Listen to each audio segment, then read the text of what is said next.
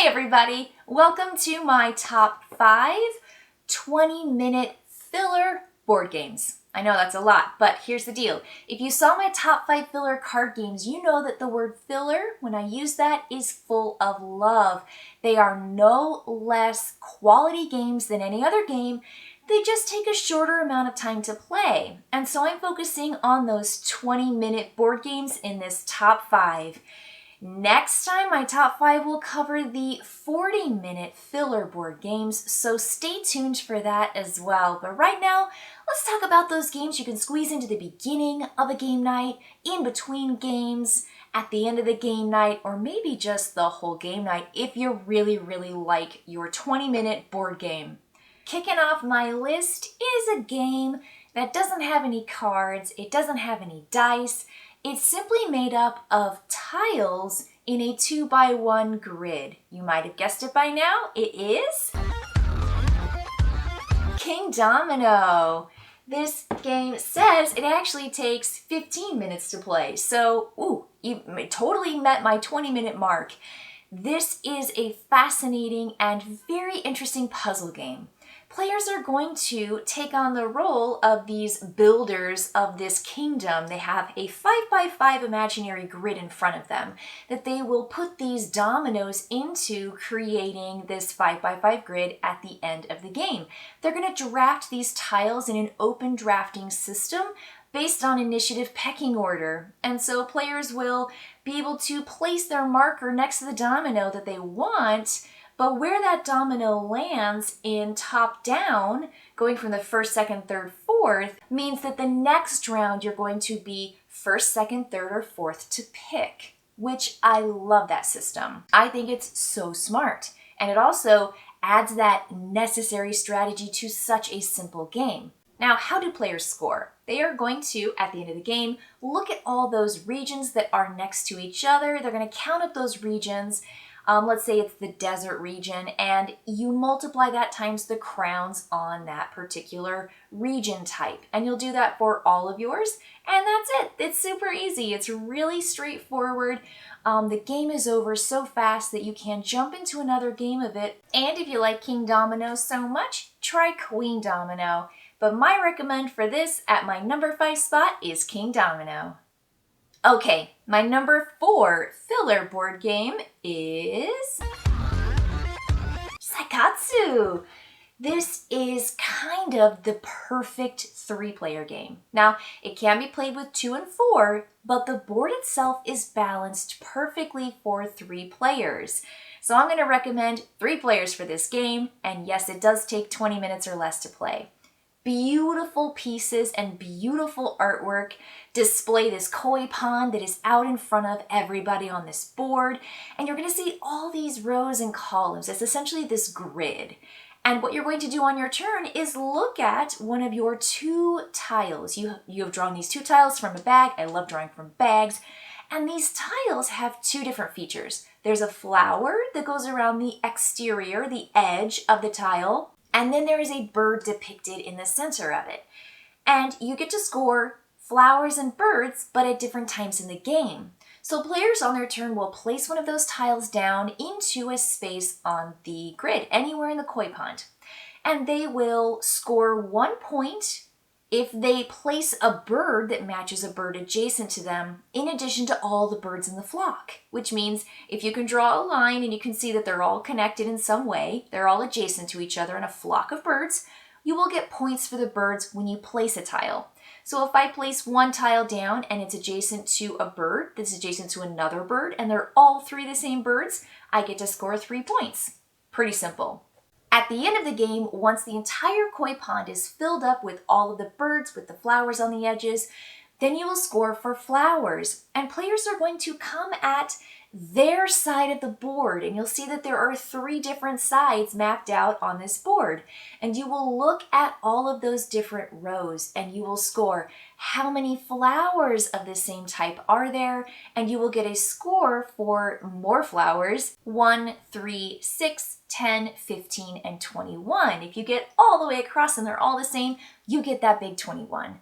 So it's really exciting that the gameplay is so fast and so streamlined and easy to understand, and you're simply playing a tile down and drawing a new one from the bag, so you always have two to pick from, and you are trying to, of course, group your birds together for flock points, which kind of reminds me a lot of Quirkle. But you also are trying to get your flowers lined up from your perspective because only you are going to score those particular rows. It's fascinating and fun and beautiful and clean and a fantastic 20-minute filler board game. Okay, everybody, we're just cruising right along. I am to my number 3 for my 20-minute filler board games. It's a new to me game, not necessarily the newest game, but boy did it capture my attention and my just joy for playing a real-time game. It is Pandemic Rapid Response. Oh my gosh. So in this game, players are, yes, saving the world, but it's like none other pandemic that I've played, but still feels like all of those really good, cool, cooperative endeavors to achieve your goal. And yes, it's scalable, so you can start off easy and you can work your way up to insane madness, which anytime I play Pandemic, I rarely, if ever, play on expert because, wow, what a challenge. I mean, oof. I'd rather, have a 50-50 win-loss ratio than plummet that. But that's my style. That's the way I like to play. I want to play a game and have a good time whether we win or lose, but I want to feel like I have a chance. And in this game, you have a chance as long as you've got players who are willing to do a real-time game. So players are on the clock all the time. They do have unique characters that allow them to do something really special, just like in regular Pandemic games. So a player on their turn is going to grab all the dice and roll them, and they're going to allocate those dice that match their player color to whatever place they think is necessary. So players are going to run around and do all sorts of things. They can essentially add to resources in one of 4 rooms, which is like medicine and gathering food and getting band-aids and healthcare needs, things like that. They can also recycle because as you make those products, you are essentially adding waste to the planet. And you're trying to not only help people in need all across the world as you fly this plane around, you're also needing to clean up your mess. You need to really be eco-friendly. So there is a recycling room where you can get rid of recycling. And that matters because you can lose the game by making too much waste, which I love that that's one feature of losing the game and it thematically makes sense. The other thing you can do is go to the cargo hold and essentially deliver all of these goods that you have been making on this plane to the necessary regions, as long as your tiny plane figure that runs on the exterior of the map is at a location that needs resources. And then you deliver them, and it's amazing, and it's so exciting, and that's how you win, is by delivering all of these goods to these necessary places. Now, the sand timer will run out at some point, and that's your time clock. And you will move a little time marker off the map, and you'll say, well, we're 1 down, we've only got 1 more to go, or 2 to go, or none to go, and we have just 1 more time with this time clock before we lose the game or gain back those time markers. It's just a load of fun. It's fun. I just have a good time. It's a great, well thought out, real-time dice rolling game that gives players tons of choice, and it just is set in a wonderful universe. So Pandemic Rapid Response, yeah, you can play it in 20 minutes. Are you ready for my number 2? This game is beautiful. It is based on artwork and painting, and yes, you do get to display your handiwork on an easel when you show everybody what painting you've made. It is... yeah, it's canvas. And I have to kind of put the whole game up here because it is a piece of art itself. You can actually hang it up. There's a spot on the back to actually hang this so that you can display it. It always stays standing up in my house, and I did get the upgraded bits, and so I love all of those cool pieces that just make it feel and look so cool. So in Canvas, players are essentially painting a canvas and they are layering cards into a sleeve.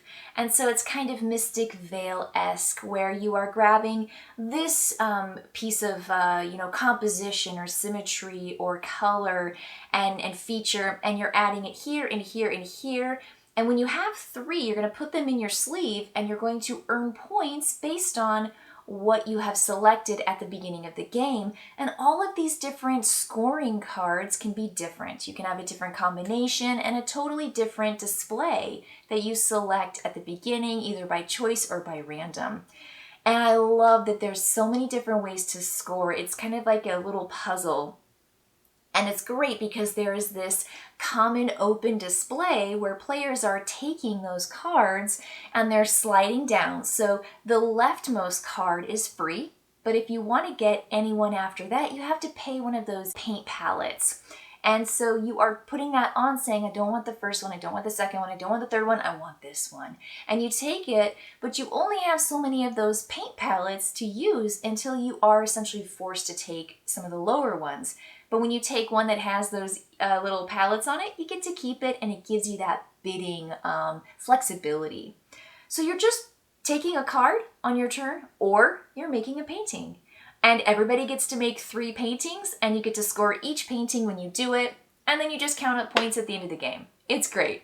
There's even this collective or competitive final end game score that gives you bonus points for doing one thing, whatever that thing is, and you get to pick that card too. It's a delightful game, it's a fast game, and it's really captured a whole lot of people in the board gaming community, and I know why. Fortunately, I was really taken by the Kickstarter campaign the very first time it went through, and I backed it. And I'm so glad I did because I got it when the wave was really hitting, and then they ran their second campaign, and I know my friend jumped in on that on the second time through because she played it and adored it as an art major. I know she just thought it was lovely, and she just is good at it. And by the way, I've never won a game of Canvas. I've played a lot. And I can't seem to win it, but I like it. I really find it fascinating. It's got great mechanics with the open drafting and with the ability to just kind of piece together and puzzle together your 3 paintings. I love it. It's really, really light, delightful. So Canvas, my number 2. All right, before I get to my number 1, I do have an honorable mention. I've got one runner-up that just missed my top 5, but is perfect for 20 minutes, and it is perfect for 1 or 2 players. It's 2 players max. The game is Caesar! Seize Rome in 20 minutes. It's right there in the title. How can I not pick Caesar? No, that's not the only reason why. I think Caesar is a lovely battle game for 2 players that really plays in 20 minutes. It has some bag drawing, love the bag drawing, but it really is down to that choice. Much like in Saikatsu, you have 2 tokens that you are going to place down on these borders in between regions, and you are essentially, pressing your thumb down on the scale of influence of your particular character, which might be Caesar, or you might be playing Pompey.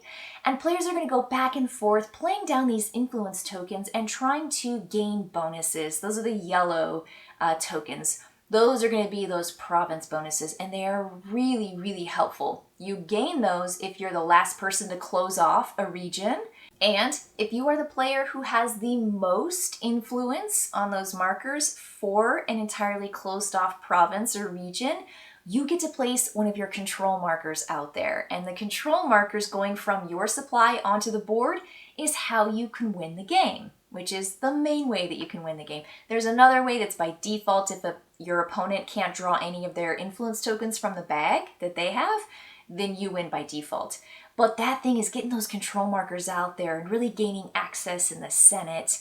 And it's just fascinating. It's fun. It's 20 minutes and you can play solo. And there are also 2 other province bonuses that you can add to the game that change things up. They are Centurions, which are super cool juiced up influence markers. And the other is the Poison token, which, yes, you guessed, poison means you are attacking your opponent. But this game is not that traditional pull and push and just kind of like tug of war. It feels bigger than that. It feels better than that. It's a satisfying game. And I love the visual nature of placing out your influence and really seeing what's out there, what you have available to play, but what you don't know about your opponent. Maybe they don't have the token needed to really lock something in. You don't know. It's secret information. So clever, so fun, and yes, 20 minutes or less to play. A fantastic runner-up for my top 5 20-minute board games. I'm so excited about my number 1. This is, yes, 20 minutes board game. Beautiful components. I guess I love the beauty and I love touching good things. These games are great, but this tops my chart because this is a game that I could play with anybody. I can teach people, and it scales all the way up to 7. And you can play at 2. What game does that? I'll tell you. 7 Wonders Architects. That's what does it. Yes, I really like this. It is a fantastic, perfect 20-minute game with the feel of 7 Wonders, where players are controlling a civilization.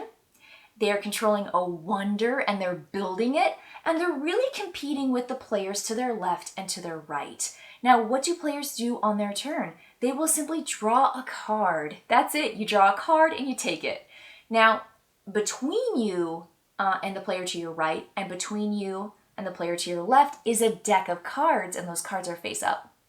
You can draw the face up card and say, well, I want this one. I don't want Lewis to have it, or I don't want Travis to have that one. Or you can take a card from the center, which is face down. You just take a card and you put it in your area. And there are the blue cards. There are the green cards, right? The little coggies and the wheels and the compasses and stuff. And the blue cards are just victory points like bathhouses and fun stuff like that. There are basic resources, and those resources that you take will help you build all the levels to your wonder, to your, your civilization. You're building this, and there are 5 parts to it. Every player has a slightly different bonus that they get when they build certain pieces of their wonder. And players fight each other. The cool thing about what happens in 7 Wonders Architects is that fights are not automatic. They don't happen at the end of any round because there are no rounds in this game. This game has streamlined gameplay so much that once a player finishes their 5th stage of their wonder, they trigger the end of the game and everyone counts up their points. Now, if you want to battle, you can take a battle card. And there are horns that you'll see on those battle cards. And once 3 horns have been essentially taken and put into a player's area, no matter who did it, you're going to have a battle. And players are going to compare just to their right and to their left. And you're going to get those victory point chits based on if you exceed them and you get it, right? If you push, nobody gets anything. Obviously, if you don't get it, you don't get the points. But there's no negative in this game, much like in the original 7 Wonders. It's fantastic. It's so fast. The iconography is great. The cards are streamlined and simple. I like that they're actually smaller decks. They're not regular playing card deck cards, like size. And you can be a different wonder. I've played all the wonders. I've played them all. I've played this game so much. It's easy to share at game nights, and it's perfect for starting the night, perfect for ending the night, and perfect for anything in between. This is my number 1 20-minute filler board game.